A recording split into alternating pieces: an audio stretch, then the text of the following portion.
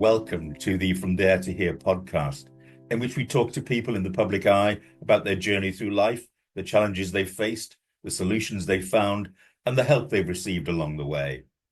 We are hoping that these stories will encourage people who are finding life tough at the moment to reach out for help from those around them and to believe that better times lie ahead. My guest today is a firm favourite on the comedy circuit. She has won numerous awards and, on the back of a hugely successful tour last year, is now busily preparing to tour again in the autumn of 2025. She is, of course, Ria Lina. I'm delighted that Ria joins us today. Welcome, Ria. Hello. Thanks for having me. Thanks for coming. It's greatly appreciated. So, getting into the journey, I guess let's start with what got you into comedy. What is it that made you like comedy, enjoy comedy? Who did you enjoy? You know what? I think I just fell into it. It wasn't an obsession the way it is with some people. YouTube hadn't quite started or just started. We didn't have the access that we have now to hours and hours and hours of comedy. It was very much the attraction of it very much was going to gigs. When I came to London to do my PhD, you could go to little pubs and clubs, and it was that live nature to it. It was the fact that something might happen in the room that had never happened before and would never happen again. It was just that collection of people. And that's what I loved. I loved the kind of immediacy of it. It wasn't the way it is now as a career option. It was something I fell into at university. The Comedy Society was running different events, and they're like, hey, let's do improv, let's do a play. And then they said, how about we do some stand-up? And a bunch of us stood up and did stand-up, and that's where I found out that I had a knack for it. But it wasn't something that I had necessarily chased after particularly. I mean, I think like all of us, there were a couple of DVDs on the shelf at home growing up. My parents had some comedy DVDs, and so I would watch those on repeat. But it wasn't like we all went and we didn't all sit around and watch Michael McIntyre on a Saturday night or anything. Sure. Were there particular people that you liked on those DVDs or at those early Comedy Store sessions? Well, it wasn't really, I didn't really have much of a choice. The three were Robin Williams at the Met, Victor Borg, and I can't remember if that was like a best of or a particular concert or something, and Eddie, at the time, Eddie Izzard. Sure. And it was, I can't even remember the name of the show because I didn't realize that there would even be more than one show. So I know that then Eddie Izzard, who's now Susie, released. I didn't even know that there was more than one show. I just thought every person had one show, and that was Robin Williams' show, and that was Eddie's show, and that was Victor's show, and those are the three that I had, and that was it. Sure. And they were all three excellent. The one with Eddie Izzard, I don't know, purple something. See, couldn't even tell you. Sure. That's how much of a choices, not comedy geek I am. Yeah. Yeah, no, those are great choices. No women, though. No women. Well, that's something I'm very interested Joan Rivers or something. Sure, that's something I'm very interested to pursue. Before we get to that, what was it like standing up there the first time? How had you prepared the material? Was it terrifying? Was it so kind of laid back and at uni that it might work, it might not, and it doesn't matter? How did you feel about it? I don't think anyone should do it if they aren't terrified. I mean, if you're standing up there with so much confidence and arrogance that you're not scared by it, like get out. This is not, then this is not the industry for you. Even those that have what we call funny bones, those people that everything that falls out of their mouth is just a gift, a comedy gift, because they're just so naturally funny. I think if anything, they're the ones that sometimes fret the most. You have to have a really strong work ethic to do this job. You are self-employed.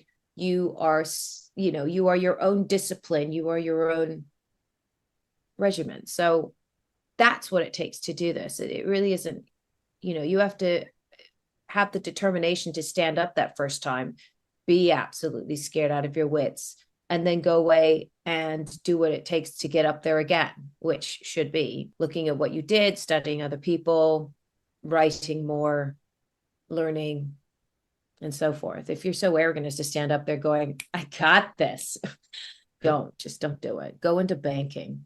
Sure. So is there still a sort of positive fear? In other words, are you still anxious and do you still perform better as a result of it when you perform today? I mean, I don't think you've realized that that question actually is quite scientific.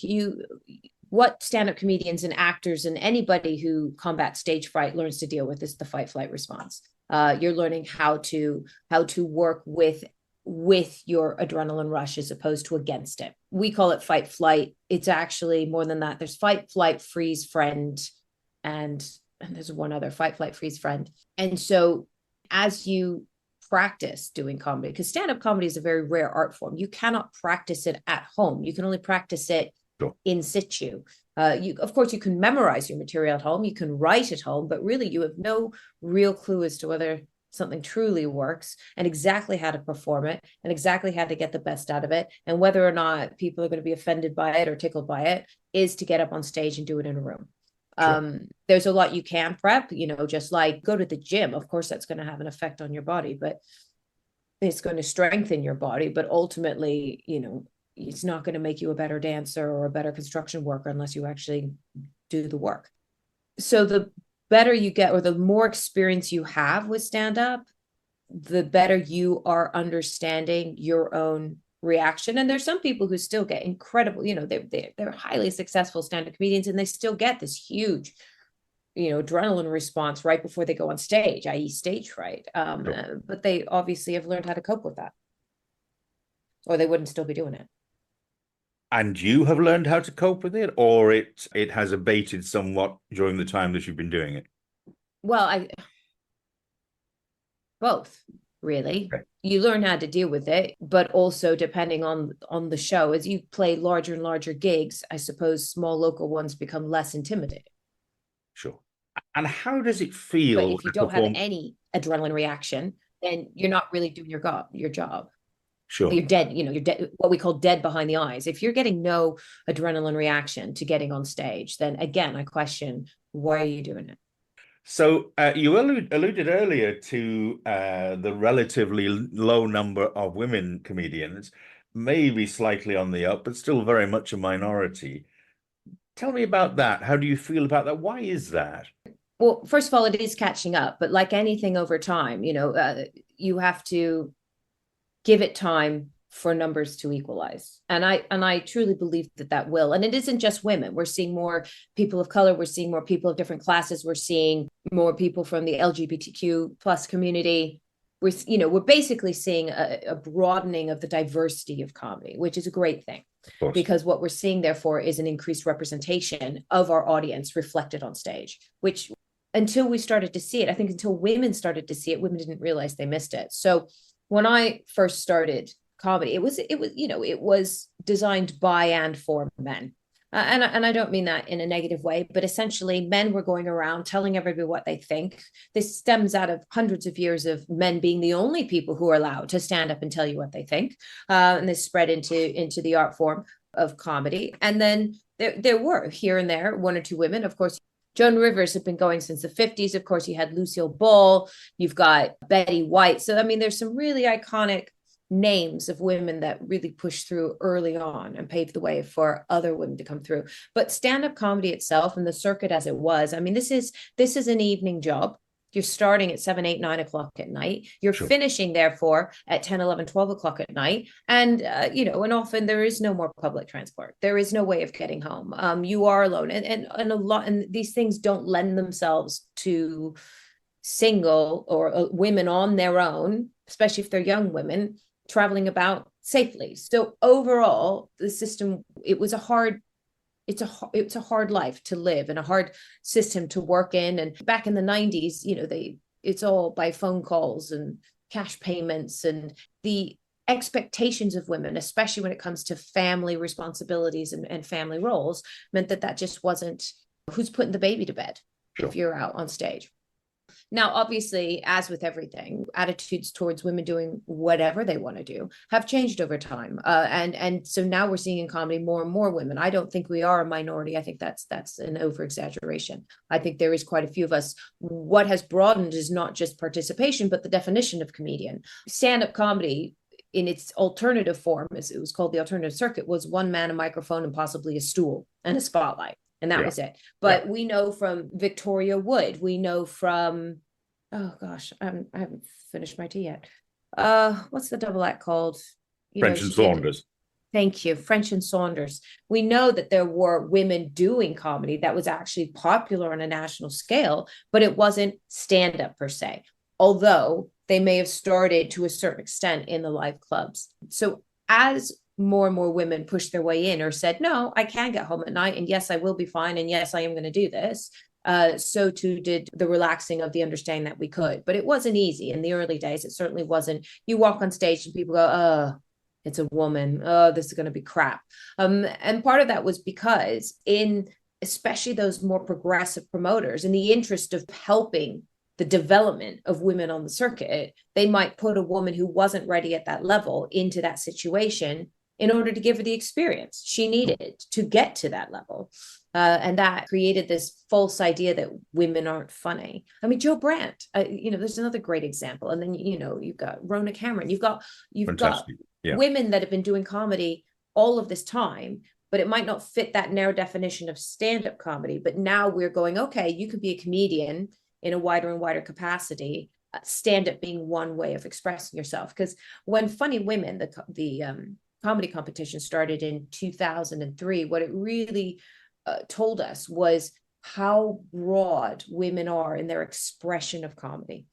We were seeing character acts and music acts and double acts and sketch comedy. Whereas before comedy competitions, everyone went in there and for the most part stood with a microphone, the occasional guitar or something. And then suddenly Funny Women came along and prop comedy and this huge diversity of expression. And so that's what we have now. We have a comedy industry where we have broadened not only the types of people that are participating, but also the definition of what that art form looks like. Sure. It's very interesting.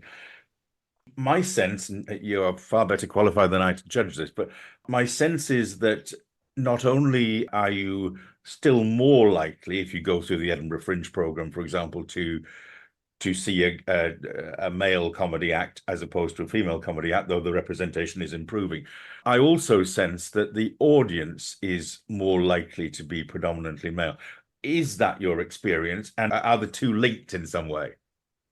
Women tend to buy between 60 and 80% of comedy tickets. That is really interesting. Okay. Because women are the organizers.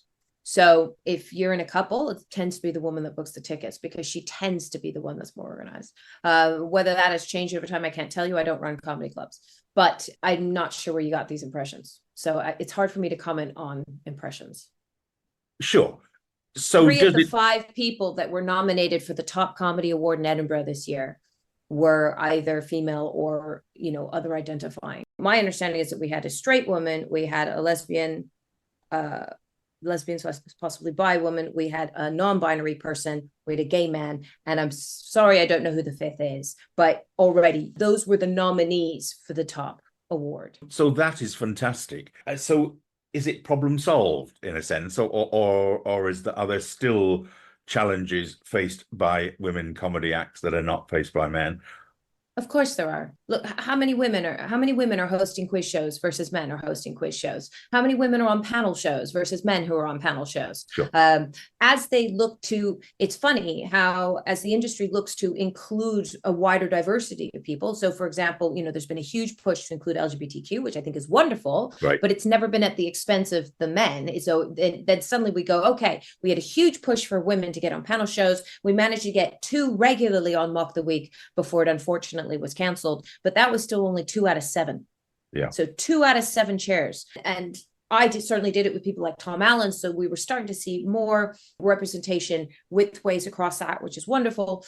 But we only ever got to 2 out of 7 for the women. And now we're doing a huge push for LGBTQ, which is wonderful. But I'm not seeing that we never equalized men and women before we started looking at other diversity groups. Now we're going to start looking at, we're trying to bring in more working class representation, because 68% of the country identifies as working class. So the fact that comedy in this country has kind of been led by the Oxbridge elite for so long is something that they're now trying to address, because they go, hang on a second, we're not representing 68% of our audience. So that's going to start coming in. But then because it's working class as an identity, that includes men and women, which means that I'd be very interested to see, again, what the representations will be between men and women. We still see fewer women over the age of 40 and 50 on television versus men.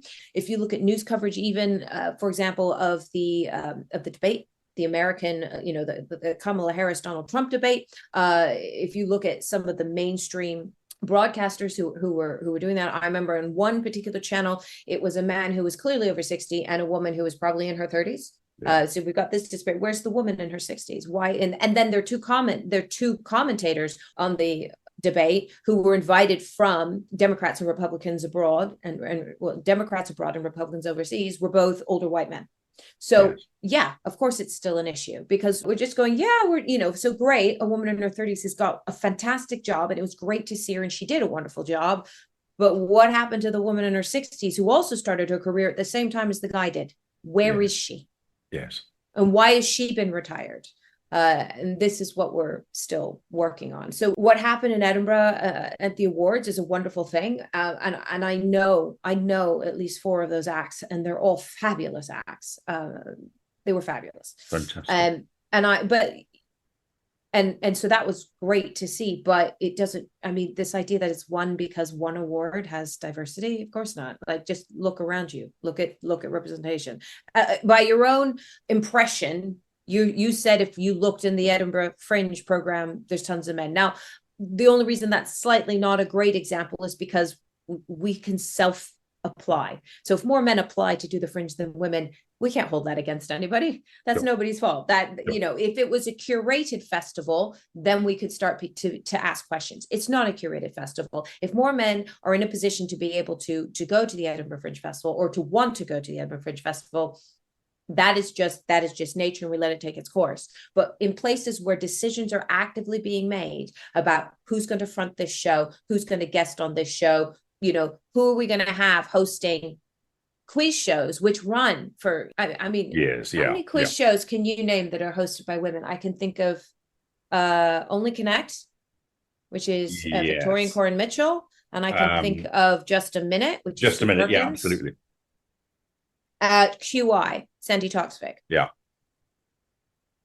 those are the I'd struggle to find more offhand. If we sit and actually name quizzes, it's interesting. Countdown's quite an interesting one, because it is hosted by men, but it's got 2 regular women on it, which is great, which is quite nice, actually. It bounces out, and they're the 2 smarties in the room, which I love. Absolutely. So that's nice. So what needs to happen? Is there a process of evolution and it's just a matter of time, or are there actions that somebody somewhere needs to take to improve this situation more quickly? Diversity of all kinds, women representation in particular. Is there an action that people need to take? Is that the question? Yeah, exactly. What needs to happen? Who needs to do what to improve the situation more quickly? Well, the people up at the top need to start just actively looking. They need to be a little less blinkered. I think what tends to happen, and again, this is the nature of the industry, is that you might have, let's say you have 20 shows that you're putting on a channel. Each show is being produced by a different team of people. And then each team individually goes, who would be the best person to host this show or to front this show? And then they make 20 individual decisions. And when you break it down to that level, then, in theory, it's a 50-50 choice between the best male candidate and the best female candidate. But if you then zoom out, what we end up with is 17 are men and 3 are women, where it's been decided 17 times that men are best. And you need someone above that to look and go, actually, what I need is a little bit more equal representation. So across the channel, what I've got is a bit more 10-10. Sure. Or 5 5 5 5 if you want to break it down into different groupings. But that's what we're not having at the moment. There is an idea that men, that if a male is starring in a Hollywood movie, more people will go to the cinema and watch him, because everything is ultimately run by money. But that will continue to happen until you start giving people something else to eat, or until you start giving women the chance to show that they can lead. They did Ocean's 8. That was all women, wasn't it? Yes, They it did. was. Yes. They did Ghostbusters remake. That was all women. They keep doing these remakes with women in them, and you go, that, in my opinion, and I enjoyed both films, but I do enjoy lighthearted comedy fun. That's my kind of movie. But that isn't necessarily the way to prove that people will to do it that way, to go, oh, women can do what men can do, let's take a male product and then redo it for women. As much as I enjoyed seeing women in the Ghostbuster space. I enjoyed Ocean's 8. I thought it was cracking. But let's just apply those same brain smarts to a brand new concept. Bridesmaids, which is a female-led movie, is brilliant in its own right. It's a slapstick comedy, which is a lot of fun because of women. Yes. Instead of going, well, let's take what worked for Oceans 11 and 12 and then give it to women. Although I do think it was very successful. Yeah, that's very interesting. It's almost as though there is, with all forms of equality and striving for equality, it is essential that people have the same opportunities, the same rights, but they are not the same. And there needs to be accommodation of the differences. Are there things that women bring to comedy that men can't? I don't think there's any differences that need to be taken into account when you're deciding who's going to present the news or host a show. Sure. What differences? Sure, no, absolutely. Do you see yourself as a flag bearer for women in comedy, or women are, sorry, to finish answering the other half of that question, women are better hosts of shows. Women are, if you have a party, it's the women that tend instinctively, and I'm not saying that only women do this and no man does this, but we're talking about generalities. And if we're looking at bell curves, we're looking at trend curves, there will be some overlap, but generally the peaks are separate. Women tend to host shows better. They tend to be better MCs because instinctively at a party, they're the ones that make sure that everyone's got drinks.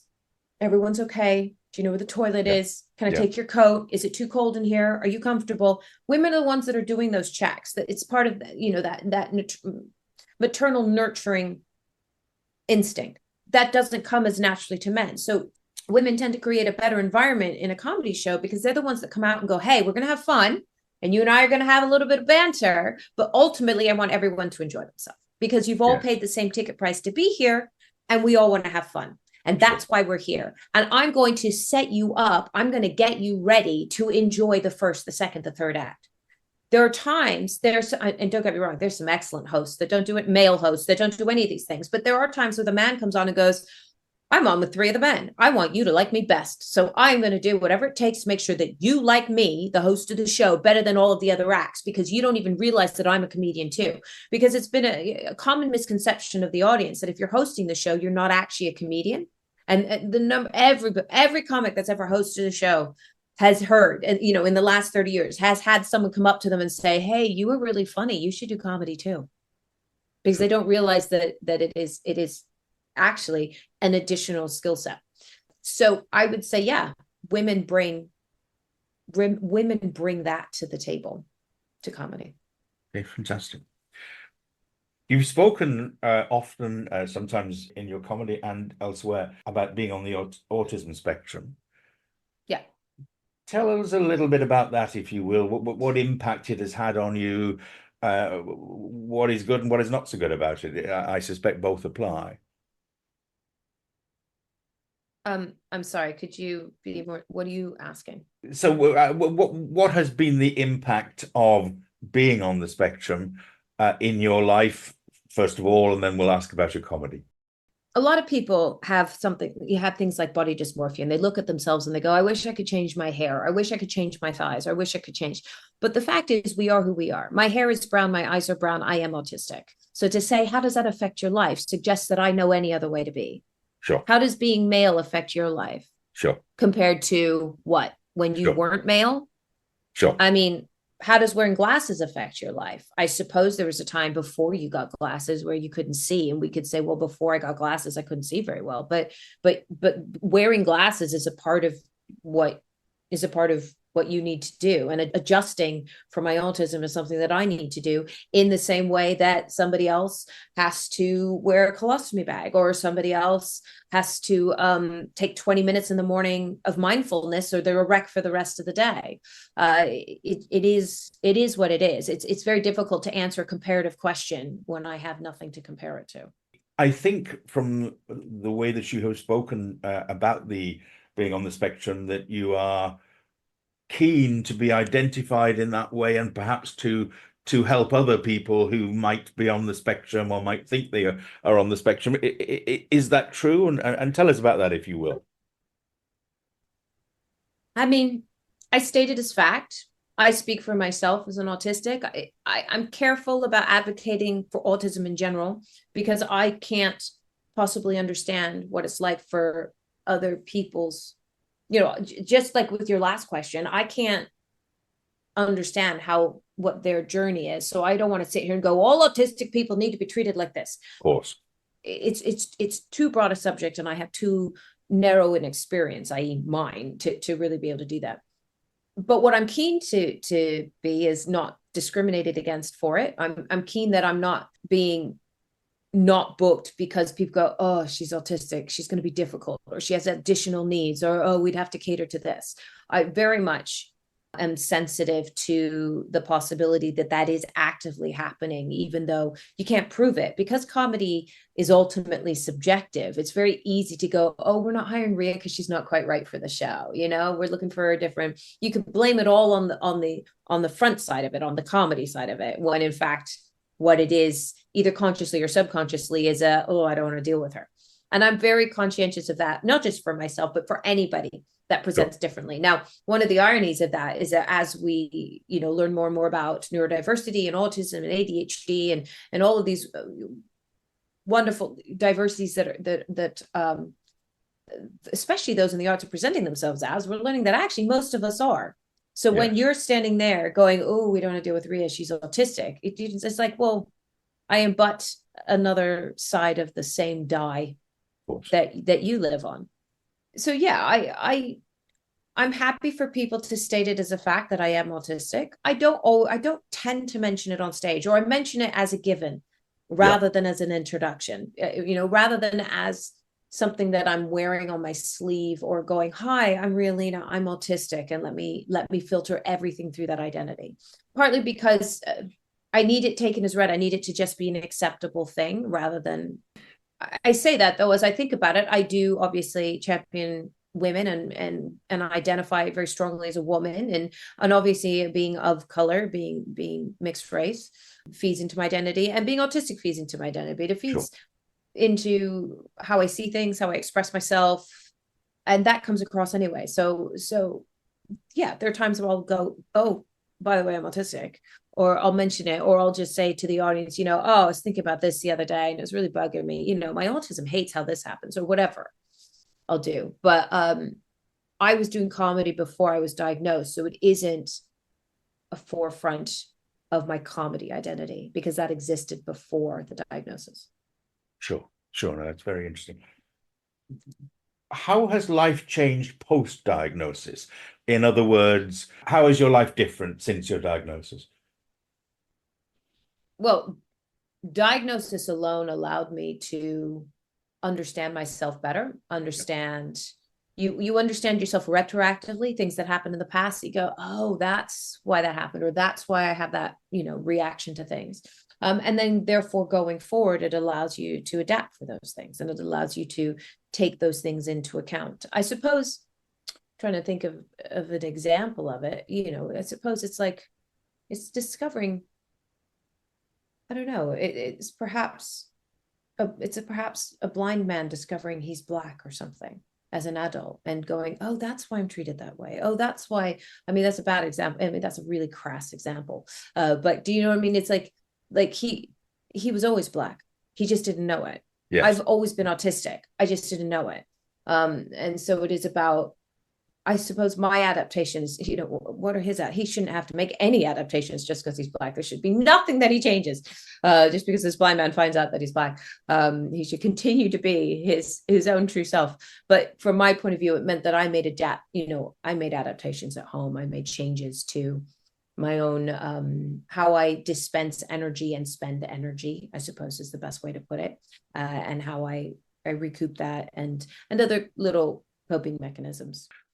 I ask because I know people personally who have said that post-diagnosis they feel better able to understand themselves and they feel better able to cope with challenges. And some have said that they wish they had been diagnosed earlier. I wonder if that's a thought you ever have. I don't see the point dwelling on it. I Sure, couldn't have been diagnosed earlier. I wasn't diagnosed earlier. There's no point in me wishing I was. sure, That's how I try and approach a lot of stuff, because sure, it's just a lot of energy on something you can't change for no reason. So I don't tend to sure. think that way. Absolutely, absolutely. Mm. So look, let's look ahead. You've had this already very successful career. You've had this very successful tour. What would you like to happen next? Are you ambitious? And if so, what are you ambitious for? Where would you like to be in a few years' time? Yeah, I think yeah, I'd say I am ambitious. Cast me in Star Trek any day. Thank you. That's the Uh, please cast me in Star Trek. If there's one place that people with autism identify, it is that Star Trek universe where there is this, again, wide diversity of alien approach to humanity. And we sometimes identify more with the aliens than we do with the humans. So if anyone out there is a casting director, I look great with pointy ears. But we plod on. I'm touring again next year in 2025, so I'm working on that. I suppose it's just, I think the things we want. I'd like to be even more secure in my career. I'd love to host a quiz show. Sure. Hey, what a novel idea! Join the Coven of Three up there at the top.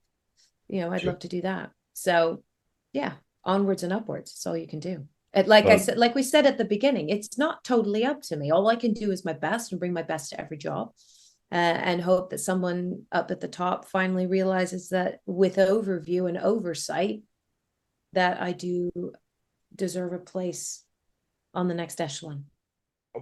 would you like to sell out the O2 for 10 nights, or do you prefer a somewhat more intimate environment? Where do you stand on that sort of thing? Comedians differ on that, I think. Sure.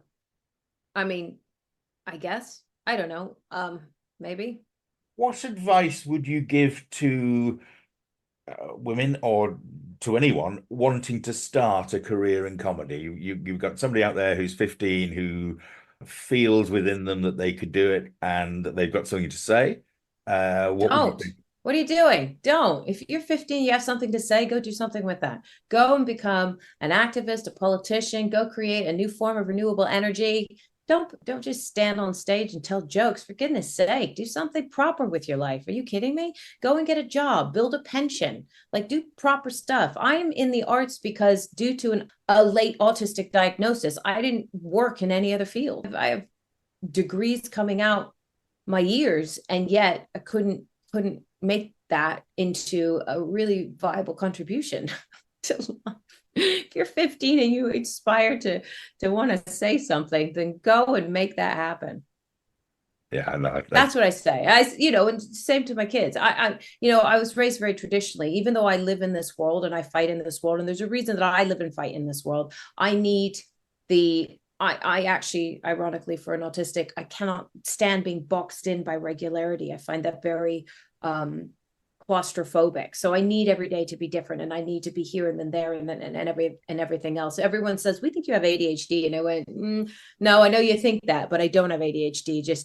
I just need to be multiply stimulated in different directions in order to not feel like I'm suffocating. But I was raised very traditionally. I think there is a lot to be said for especially now in this world. If you need to go out there, you need to establish and lay down financial a financial basis for the rest of your life, and you need to start now. You need to, as soon as you turn 18, open a pension, put whatever you taught, if there are apps like Moneybox and stuff like that, where if you buy a coffee for 268, then it throws the extra 32p into, so you've just spent £3 on the coffee instead of 268, throws that 32p aside into like a savings account. Take that, put it in your pension, whatever you can, like be financially secure. I know we've talked a lot about representation. We've talked about how there currently are yet to be the same number of women as men in comedy, although I do firmly believe that given time that will change. It's just that men had a head start. Yeah. That's all it is. Men had a head start. Women are catching up quick, like we saw in the awards. Sure. But honestly, with the way that the planet is right now, we don't need more comedians. I'm too late for me. It's absolutely too late for me. But honestly, go save yourselves and do something that's worthwhile. Do something that's meaningful. Like make your time here on this planet worthy. But don't aspire to get up and tell cock jokes. Sure. And yet, in these dark times, people who can make us laugh are very important. I guess. Are they? Yeah. I think laughter is important. Laughter is important. Laughter is infectious. But I think, so is love, so is kindness. I think that love and kindness and relationships in with the people that are around you can spark laughter. Sure. In itself. Like laughter is something that you can create in your own life. If all us comedians were taken out by an anti-laughter bomb, whatever, if we were all taken out, I firmly believe that the planet would be okay. But if we took out every activist and every passionate person that goes to extremes to try and make the world better, we would definitely be in a worse place. Got it. Look, Ria, you've been fantastic. I'm extremely grateful to you. I know how busy you are. I very much enjoyed talking to you, and thank you hugely for your time. No, thank you. Great questions. Really good conversation. So I really enjoyed that. Thanks. That was, like really meaty, which is nice. So. Great. Well, I enjoyed it thoroughly. I really do appreciate it. Thanks. You too. I'll see you later. Bye-bye. Bye-bye. Bye.